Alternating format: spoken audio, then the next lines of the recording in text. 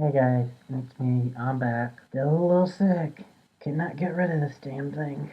Hence why another cough drop. Alright, so let's get to the point here. I'm here to review Legends of Tomorrow. And sorry about last week, but like I said in my last video, I was a lot worse than I am right now, which is still not that good. And the whole file got corrupted, and so I just said screw it. I don't feel like re-recording. Sorry. As far as my thoughts of the episode, I really liked it, and I really liked the twist on how it was 80s, but it was Russia in the 80s, which meant that it dealt with the Cold War. And this episode was the second half of that story, and we basically pick up where we last left off.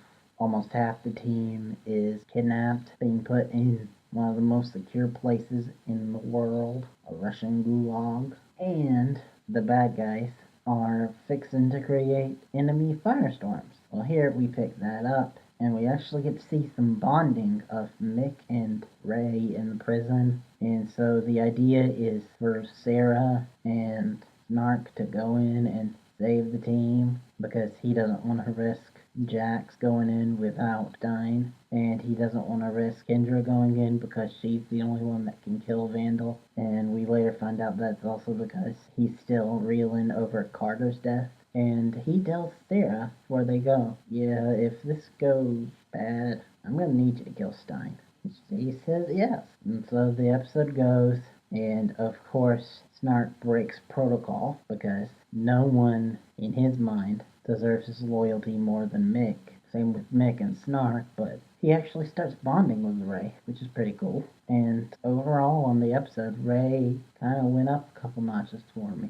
I'm almost starting to think that maybe if that actor was like 10 years younger, 10, 15 years younger, he would have been good Pete. But anyway, the episode is just basically about the prison break, and then they realize that they're going to need to go at a different route, and they actually include Jax and Kendra, and so they rescue them, all of them, Mick, Ray, and Snark, who has bonded with the female Russian scientist because we found out that she has the predilections for one half of Firestorm. And see, the thing about Firestorm is once you get together, you have that connection like forever until one of you dies. And if you go too long without being bonded, you start to get sick and you start to die. Hence, the whole entire reason why Jax was introduced. Well, we find out that she was apparently born with the feeling of being half a firestorm, like, and she felt that pull, and that's the whole entire reason why she's doing the whole thing. But she doesn't have the little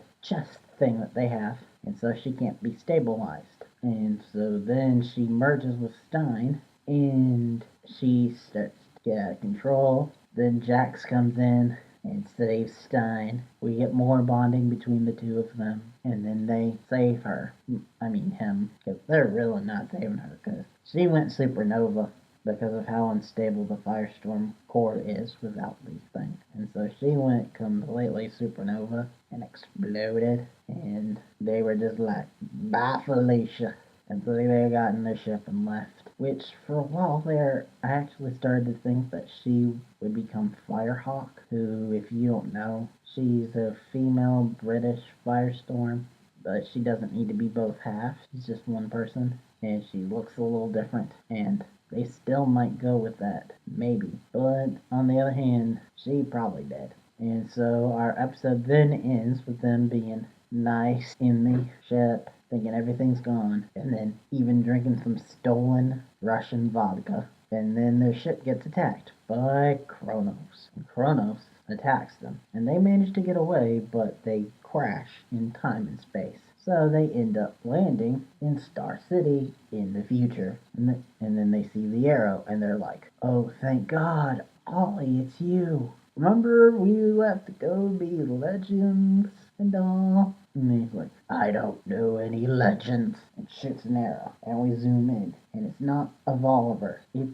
of a young black guy who I think is either Ollie's son by a different woman or he's a Diggle. And by that I mean either he's Sarah Diggle's younger brother or he's Andy Diggle Jr. by a different name. But yes, the character is Connor Hawk, but people can change their names. And besides, this is a dystopian future. To protect their identity, why wouldn't someone change their name? Anyway, I've been talking for too long and I've been scatterbrained, going left and right. Hopefully this made sense to you. Like I said, my head's still stuffed up, still a little wonky, but I still wanted to do this, and I still want to do Fancast Friday. So I will see you then, and I will see you in the next Legends of Tomorrow review, where we pick up in the future, where the arrow is missing, and apparently we either see the return of someone of Deathstroke without it being Slade, or someone that looks a lot like him. Anyway, till then, see ya.